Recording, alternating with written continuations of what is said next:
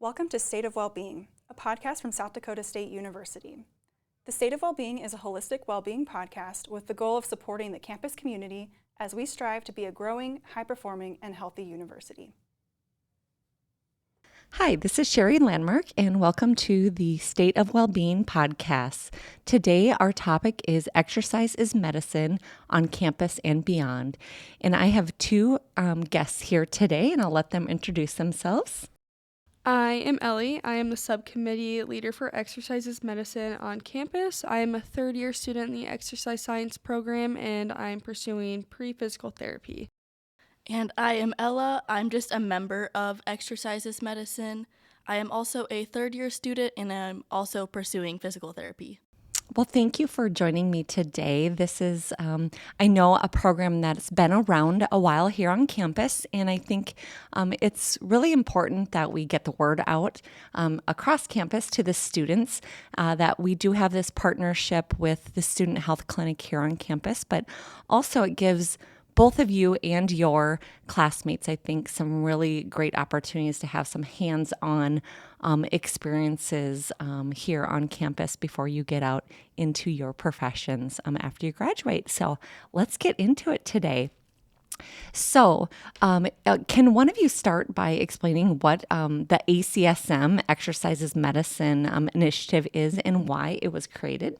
Yes, so the Exercises Medicine on campus program is to promote physical activity and exercise for college students, especially because as students are transitioning from high school to college, a lot of people decline with their physical activity and exercise each week. And so Exercises Medicine is just kind of giving people a standpoint on where to go with exercise and have different resources on campus that are peers and maybe seem a little easier to talk to. Great. Yeah, it's, I agree. I have college age student or children as well. And it is so true. You're so routine, right, with your activities, and kind of right now is kind of a lull between those fall sports and winter sports for the high school students, I know. And even they're sitting around right now like, now what, right, until the next season starts. And it's different when you come to college because you don't have that routine going on unless you're a student athlete, right? So what do you think this program is especially relevant for today? You kind of mentioned the lack in exercise, but what do you think it really does help those students today? I just think it's really important to promote like the physical activity, even when you're not like doing like the normal high school sports, because there's just so many times where like in class right now we're learning about how exercise at a young age affects you so much when you grow up and like become more older. So it's just important to promote that right now so people can get into the habit of the regular exercise. Great. Awesome. So what drew both of you to exercise science program like Exercises Medicine? So personally in high school, I was a dancer, so I had a lot of issues with my knees and my hips, as most dancers do. And so I attended PT like weekly for probably about like 3 years, whether that was for my hamstrings, my knees, or my hips. And I knew I wanted to go into healthcare, but I didn't want to deal with like the bodily fluids because like for me personally, I just like can't do that. And I knew I wanted to help people, and so like going to physical therapy and being a patient really like opened my eyes, and I was like, okay, like I'm really interested in this. Like I like being active, I want to help people, and I want to work in healthcare. So that was really just like the one career that like really I thought was perfect for me. In my sophomore year, I joined the exercise science club because I wanted to get involved on campus and I wanted to basically broaden my resume. And then in our meeting, they talked about a subcommittee, Exercises Medicine. And I was like, I might as well go to the first meeting and see what it's like. And then after learning like what Exercises Medicine on campus is and like what we do, I was like, I want to be a part of this club because the message that they're spreading is really so important, because especially like for somebody going into the physical therapy career, we basically provide exercise as medicine for patients. So I was like, this is perfect. Yeah, I'm a very active person, and I just always wanted to do something that like related to exercise and just healthcare. and just doing some shadowing with other career fields. Physical therapy just like fit my needs perfectly. And then I also joined the exercise science club my sophomore year, and then we went to the first EIM meeting together, and I go to all the meetings every 2 weeks now, and it's just something I think is really important that we do. Thanks, Ellie. I think too, of course, I work at the Wellness Center, but what I love about the Wellness Center is seeing all the generations there, right? So this topic fits so true to that of exercise as medicine. And you see all these older adults in there and how really, whether they're walking the track or they're in water aerobics, and just as they keep moving their bodies, how important that is, right? And as I joke to them, sometimes they move their mouths more than their bodies, right? but that's medicine too, getting out. But that's so great, awesome. I'm so glad that you two got involved in something that you're passionate about, right?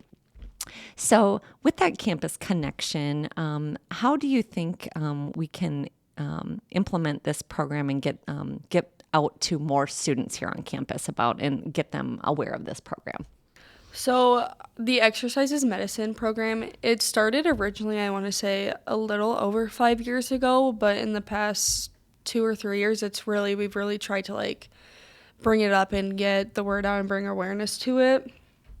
And so we really just tried to spread the word on campus about how important exercise is, and how, like, as Ella said, it really does benefit people for years to come. And we've previously partnered actually this past fall with SDSU Extension, which was extremely exciting because they are one of the bigger organizations on campus, and we're relatively small with probably about 6 members average coming to each meeting. So that was super exciting. And we helped them with their fall campaign, and they kind of helped us with our on-campus month. And they were promoting physical activity, and we were promoting physical activity at the same time. So we were like, we might as well just like partner together and reach a wider audience. And we've also provided like physical activity initiatives each month through, we started in May and we went all the way through September. And it was basically just like bingo sheets for people who like didn't really know where to start with exercise and physical activity, and just kind of give them like a starting point and things that seemed enjoyable. But yeah. Great. I think for us, like for the EIM program, a lot of students here like think to be active in the club or the subcommittee, you have to be like an exercise science student. So I think like on campus, if we would push towards like everyone else rather than just exercise science students, we would get a lot more like outreach and just spread the message even more, I think. Yeah, I think you're right there with a lot of different clubs, right? And just because it maybe isn't your major, you could still have a passion for that area, and I think that's right. And even when you're looking at you may have a passion, but it might not be something you want to do the rest of your life. And this is exactly an area that you could be part of, right? I think that's great. So yeah, you talked about some creative ways of. With bingo, I think that's fun. Of course, who doesn't like bingo, right? What do you have anything coming up here that even maybe before the end of the semester that you have ideas, or maybe for next spring? So we don't currently have anything else because we were working on transitioning from officers, but I actually was elected again for an exercises medicine officer. So I think this coming semester, I just want to partner with like different clubs, like, and not necessarily like clubs that do like intramural sports. Like I would prefer if we did like psych club, like other clubs that are like different, and we both kind of work together and just explain how exercise benefits not only like your mental health, but also your physical health, because we have partnered with Pharmacy Club in the spring for the interprofessional event, and they gave like medicine and stuff about cardiovascular health, and then we provided resources about how exercise benefits your cardiovascular health too. So that was super exciting. Great. Yeah, those collaborations I think are so important across campus. Yeah, I agree with that because there's so many different aspects to exercise overall. So I think if we reach out to like every other club, like nutrition club even, is so important when it comes to exercise. So I think if we could just work out those partnerships with each other, it would just be great. Awesome. Look at all of these transferable skills you're learning too. That's what I love about it. Awesome. So, of course, you have this figured out, right? No, just kidding. We wish, right? Of course, there's always some barriers. So what do you think some of those biggest challenges are that students face when trying to stay active in college? We talked about, earlier, the schedules and that type of thing. But what are some other things that you can help as a club to help other students overcome these barriers? Yes. So a lot of, especially like being a college student, like in the exercise science program, we are super busy trying to juggle a class schedule, work, and studying. And like I am somebody who like has loved physical activity in the past, but like as of this semester, like it really has been like in the beginning at least was like my last priority. And then I could like tell with not exercising, like my grades and like my actual like my physical health wasn't as best as I'd like them to be. And so on campus, especially at SDSU, we're given so many resources. With the wellness center is super up to date. It's extremely nice, and there's many machines and a lot of things that you can do to stay active, whether that's the pool or their group fitness classes or just going with friends and having a workout. But yeah, I would say definitely with the biggest challenges are just like time. And it's hard because especially like as a college student, like when you're not doing anything, like you want to sleep. And so it's like just finding those small ways to get active, like whether that's going on a walk with your friends if you don't live on campus, or if you live on campus, like going on a walk around campus and then like going to the dairy bar or Starbucks, which is what we used to do, my roommates and I, when we lived on campus. And that was just kind of nice. Like it didn't feel like a chore. Like we didn't feel obligated to do it, but it was just like something we enjoyed. Like we could walk and talk, and we were exercising and getting physical activity in, but just didn't really think of it and didn't notice it. Mm-hmm. Yeah, I think for myself, like this semester too, I also put like physical activity and exercise as like my least priority. And I could definitely tell, like, with my sleep schedule, I was having a really hard time sleeping at night and then just concentrating in classes. So I think it's important to, like, implement that exercise in a daily routine.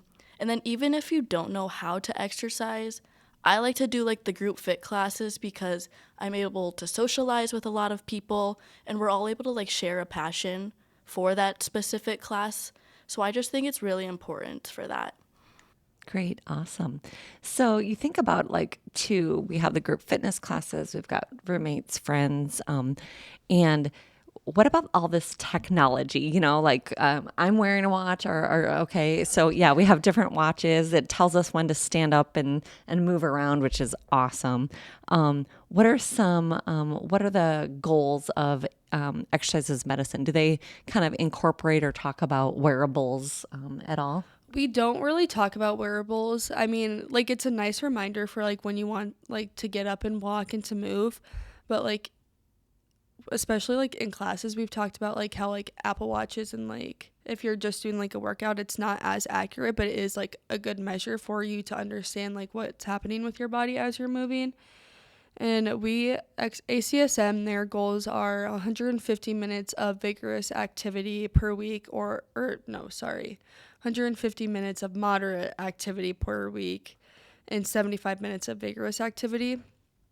So just kind of like even having like timing it while you're working out, like that's great. Like it gives you a rough idea of like how much you've moved. Like I always try to close my rings every day on my Apple Watch, and I just feel like it's kind of like a fun little challenge. And then like I'm also like getting active and I'm using my Apple Watch. And yeah, I think for myself, I use my watch a lot too. I also try to close my rings every day, but with my watch, I don't more specifically like start exercises and look at like the calories burned. I focus a lot on like how much my heart rate increases, and then just like if I am going on a walk or a run, just to get a little idea of like how far I've gone, just so it's easy to calculate all that time at the end. yes, especially like with Apple Watches, the most important thing like when you're working out is your heart rate, because you could be doing like a lot of like filler stuff and like your heart rate's not high, but like maintaining a heart rate that's like either like moderately high or like higher than moderately, which would be probably like 150. Like those are really good indicators of like how many minutes you're getting and whether it's like moderate or vigorous. And so like keeping an eye on like how long that you're in that heart rate stage, like especially like HIIT workouts, like I know that's an option on Apple Watches, like which stages you're in, so that's like a good use of it too. So just like being mindful of like your heart rate while you're working out too. So, of course, both of you are experts here, right? I have you. How you talked about heart rate, but how does someone determine? Can you just give us a quick, like, how do you determine what is moderate, for example? How would you determine moderate? So your resting is lower than like, it should be lower than like 100. I think average is probably like 70 to 80 around there. And then like a moderate heart rate would be like 100 to 135, 145. And then anything above there would be like a high heart rate, like that would be vigorous activity. And you can look up like every person for their age has a different heart rate max, and that can like relate from body mass and height too, I think. And so even if you just like look up like I'm 20 years old, like what's my heart rate max, like that can give you like a really good idea of like this is the highest heart rate that you're going to want to go to, and that's like considered safe, and just like basing it off of that, like really trying to like push your body, because especially when you push your body and raise your heart rate, it makes your heart healthier overall, which is something that we're like really talking about in classes right now.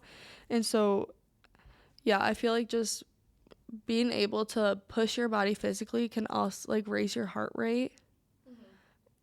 And it helps make your heart stronger, right? Yeah. Mm-hmm. Yep. Yep. Because like the more you exercise and the more like trained you are, your heart rate tends to like decrease.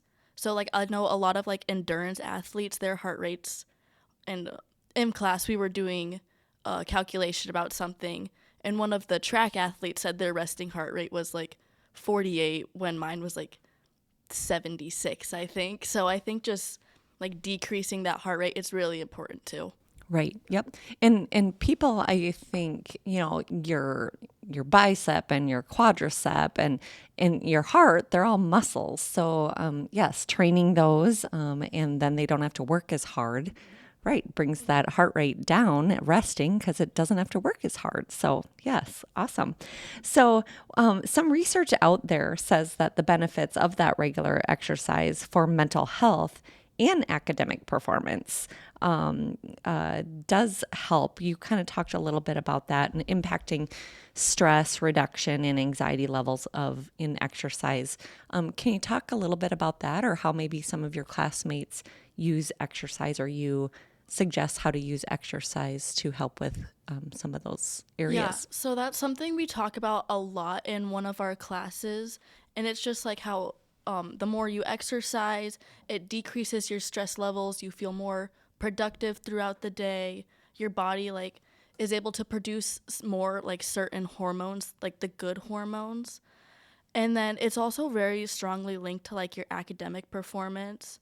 Like the people who are more physically active, they tend to have better grades, they're more focused in class, and you're able to have like a stronger memory too, which I think is really important. But even just like the short little breaks of exercise, like personally when I'm studying, if I just need a little brain break, I get up for 10 minutes and I just walk around the room, and then I'm ready to get back and hit it hard and focus really good, I think. Yeah, kind of going off of what Ella said about how exercise helps your stress levels, like the hormones that you produce when you're stressed can lead to like a decreased immune system, which is like not really talked about a lot. And when I found that, I was like, wow, that's really interesting. And yeah, so I feel like it's not only important for your mental health, and it's like we talk a lot about like your physical health and exercise, and people think like, oh, that's just like my heart and my lungs, but it's like, no, like it's your immune system too. And like that's super interesting. Like if I exercise for a little bit every day, like I'm gonna be healthier overall. And like I've definitely noticed like when I don't exercise or do any physical activity, like I get pretty sick. And I don't know. I can always tell, like, when I'm stressed. Like, I always get super stressed around exams, and I don't really work out as much. And then it's like I always get sick over exams. So it's like that correlation. There's a term out there, excuse me, that called sitting syndrome. Have you heard of that? Of just when people sit too much. So yeah, getting up every so often and moving their body, and so that makes a big difference too. So yeah, and getting out there and just, as you said earlier, that 150 minutes a week, whether that's in little bouts of getting that heart rate up, is super important. What about some strength training? We've talked a lot about cardio, right? And walking and swimming. What about strength training? How does that kind of work into this exercises medicine? Yeah, so a lot of exercises medicine is so broadly like every sort of form of physical activity. Like, we don't want people to be like, oh, I just have to run, because personally, like, I am not a runner. Like, if somebody told me I had to run 150 minutes a week, I'd be like, absolutely not, I'm not doing that. But like for like strength training, like that's where I love that. And strength training does increase your heart rate a lot. Like, strength training is really good for it. It's good for your skeletal muscles to help build those. And yeah, like, strength training is great too. Mm-hmm. Yeah. A lot of things we talk about in class too are just like incorporating that strength training like 2 to 3 days a week, and then those other days doing the other type of like cardio exercise to get a nice balance between each other. Because like Ellie said, it like really increases like your skeletal muscles and all that. I think too, just even we talk about, I think the core, your core, and people think, oh, someone just wants nice abs, but your core is so important. Your back, and it just radiates and helps the rest of your body. And I think of, when we're walking across campus and it's icy out, which thank goodness it hasn't been yet, but it will be, that if we have a nice strong core, that, less chance that if we do start to slip on the ice, that we're not going to maybe fall. So it's just all these things, right? It's so many things why it's important just to keep our bodies moving, right? And like piggybacking off of that too, like our core, it's like everybody like wants to have like nice abs and whatnot, but like your core is physically protecting like your organs, like, which is super important. Like, having a stronger core, like, you're able to like hold everything together better and like keep everything safe. And like a lot of like when you like train certain muscles, like it's benefiting other parts of your body as well. Like, your hamstrings and your lower back are like so highly related, and it's like if you have super tight hamstrings, like, you're probably going to have lower back pain. So it's like really making sure that like you're training everything, because then that's going to benefit the over part of your body. Because it's like you can train your upper back, but it's like a lot like, how do you train your lower back? But like if you train your hamstrings, like, that in return will help benefit your lower back, which is like super fun. Mm-hmm. Yeah, I agree. And then back to that core thing you were talking about, I think it's so important with that because it also affects your balance so well. So I think creating like a strong core younger in life, like as you get older in age, that balance is so important to like prevent falls and everything, because your bones get so fragile and frail, they're easy to break. So just having a very strong balance is really important too. Look at all of you've got to reach out to Ella and Ellie here. And the group, they're just so knowledgeable. All of this stuff that we're going to learn, or that we've learned already, but things that you could learn here if you meet with them after our podcast today. So, which kind of leads into our next area, our lifelong importance. So we talked a little bit about that lifelong importance of, doing this beyond our college years and how it affects as we age, physically, mentally, socially. Can you maybe talk a little bit more about that? Yeah, so I feel like especially in college, like, I've been exposed to a lot of different types of workouts that I wasn't before. And it's like the habits that you build now are the habits that we'll be taking with us for the rest of our life. And finding like different ways of physical activity that you enjoy, and like Ella said, like, she really enjoys group fitness class. Like, I enjoy going on walks with people, and it's like finding those ways of physical activity that you enjoy is finding those habits that you're going to take with you for the rest of your life. So it's like finding kind of like your groove with physical activity is super important now, because it's like everybody's trying something new. Like everybody comes to college, maybe not know a lot of people. Like I came here, didn't know anybody, but like started getting involved, and it's like I started going to group fitness classes, whether that was like on the wellness center or off campus. And it's like I kind of like found those things that I enjoy doing, and it's like I will repeatedly do those because I enjoy doing them and they don't feel like a chore for me.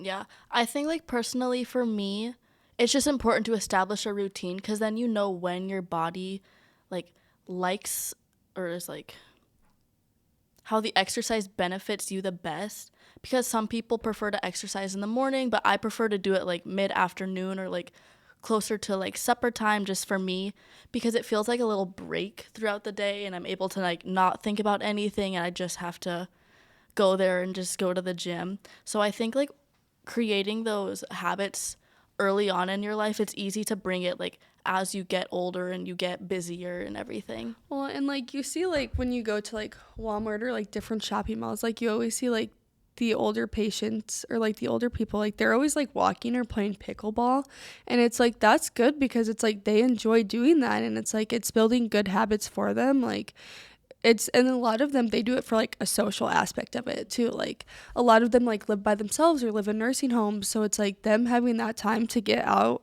of wherever they live and like be with their friends and be active. Like it's benefiting them socially, physically, and emotionally, because they're not like they're being exposed to different environments, which is great, especially for like that population. Yeah, especially for older adults. I just think that social aspect is so important, because they're losing, like their friends are dying, their spouses are dying, so they need that social aspect to keep them going. Yeah, I think the buddy system, I call them accountability buddy. We have some in the office, a group of us that like to exercise, and some of us we have we have work too, right? We have a life, and but sometimes we can't get there at a group fitness class at lunchtime, but we try to help hold each other accountable. And if someone can't, like, well, make sure to do it later on, tonight or something. So it's nice to have those people around you to help keep you on track and on that routine, isn't it? So true. So yeah, so you both had kind of mentioned some of your favorite things were group fitness for your personal motivation. I kind of mentioned mine just now, right? This is like I need my coworkers to say, let's go to spin class. So what you said group fitness, and if that is the case, what's your favorite class that you like to go to? I love the Pilates classes, and it's like super fun, especially as an exercise science major, because a lot of the people in our program are the ones leading those classes. So it's like I'll go, and like Peyton, one of our officers right now, like she'll kick my butt when I'm there, but it's like I always leave with my friends and I'm like, wow, that was hard, but it's like I'm definitely gonna go back. So it's like I don't know. I would agree. I'm also a really big fan of the Pilates, especially because at the Wellness Center, they just got new reformer Pilates this summer. And I've had a lot of fun, like, doing that. And Peyton leads those classes, too. And I don't know. I just love it. I have not tried the reformers. I'm scared, but I have gone to Peyton's Pilates class. I feel like I would just fall the entire time. But you have that instructor and you have the group, and right now we're just kind of giggling because like it's okay because everyone is going to be at their own level and they're doing their own thing. And I think that's what's great about group fitness classes is that everyone comes in and knows their level and knows, they're there for themselves, but yet they have others helping them and cheering them on. And it's like, especially when you're at those group fitness classes, like nobody's really paying attention to you, which is great because like everybody's like worried about their form, like how they look doing it. So it's like you're in a big group of people, yes, but it's like nobody's really paying attention to you. Like everybody's kind of just in their own world, which is like great. So if you could give a piece of advice to students listening about starting or maintaining a habit, what would it be? And I'm going to start with Ella first. I think it would just be like creating that routine so then you're able to stick to it really well. Because like this summer, I had a really good routine. I would go to work in the morning and I'd get off work about 2, 3 in the afternoon. And I'd go to the gym right after and I'd get home right in time for supper. So I think just creating that routine early on in life and sticking to it, it makes it really easy to stay with that routine as you get older and get busier. Yeah, and really just like we've talked about a lot about like finding ways of physical activity that you enjoy, because like those are how you're going to build habits. Because if somebody doesn't like to go to a group fitness class, but that's all they go to, like it's going to be harder for them to like really build that habit and make that a consistent routine. So just like finding those forms of physical activity that you enjoy is the best way, I would say, to maintain them. Mm-hmm. So, what is a myth about exercise that you'd love to bust today for college students? One thing I think about, not necessarily towards college students, but like when I go home and I talk to like my mom and her friends about exercise, a lot of them worry about like getting bulky, but that's not the case at all, because you have to lift like very, very heavy and very consistently in order to like get that bulk look, and you have to eat a lot too. So I just think like a lot of people are worried about just like getting big and not fitting like the image they have in their mind, I think. That's a really good one. It is so true. I do think that's a big one for women anyways. How about can you think of one that might be for men?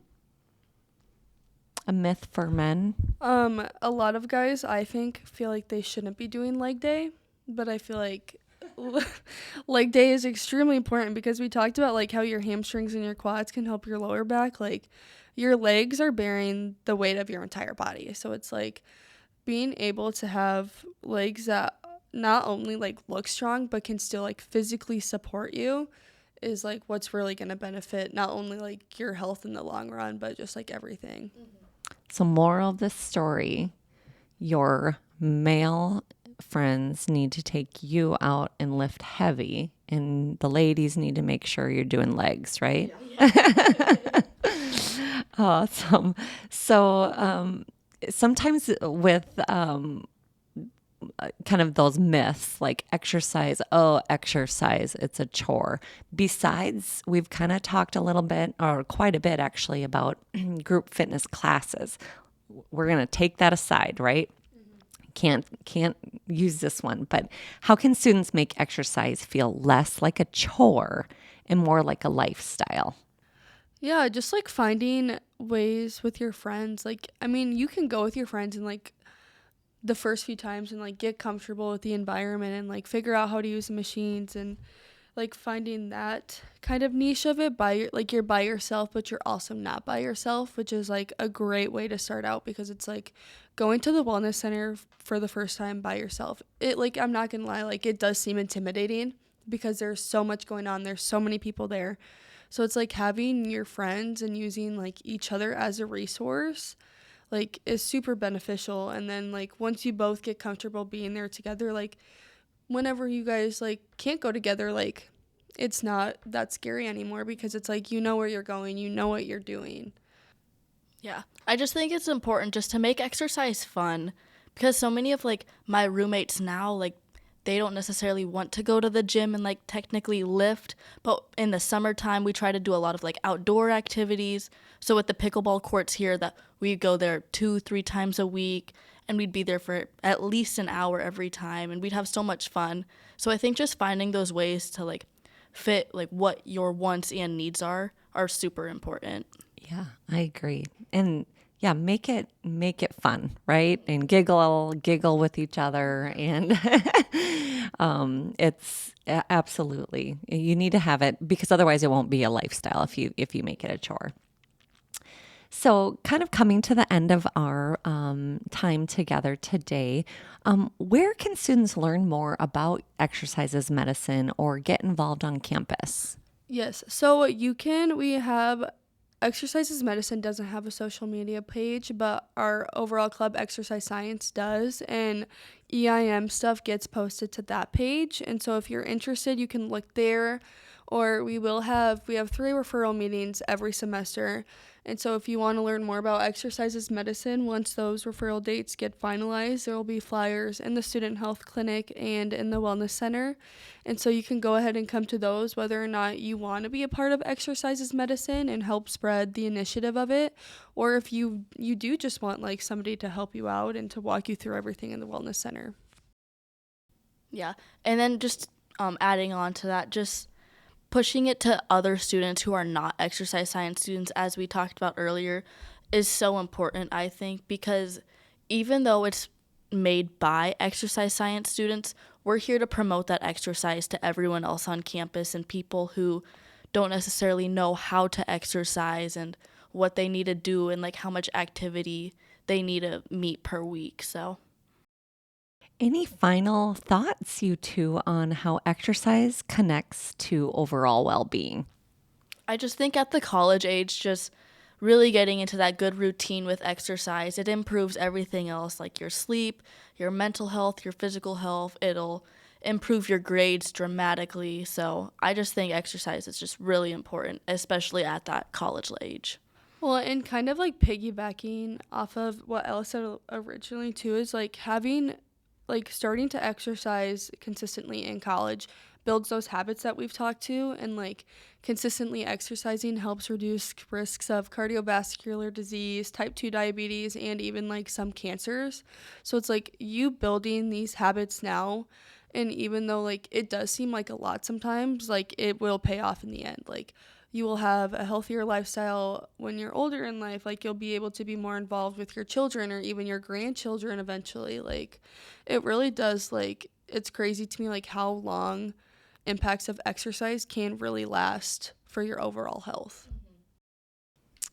Wisdom in this room. I hope it can spread with all of the other students here on campus. And you are two really wonderful young ladies and role models. And I hope those out listening can learn from this podcast and reach out to the Exercise Science Club and Exercises Medicine, because this isn't just for today, but it's for a lifetime. So thank you, Ella and Ellie, for joining me today in the State of Wellbeing podcast.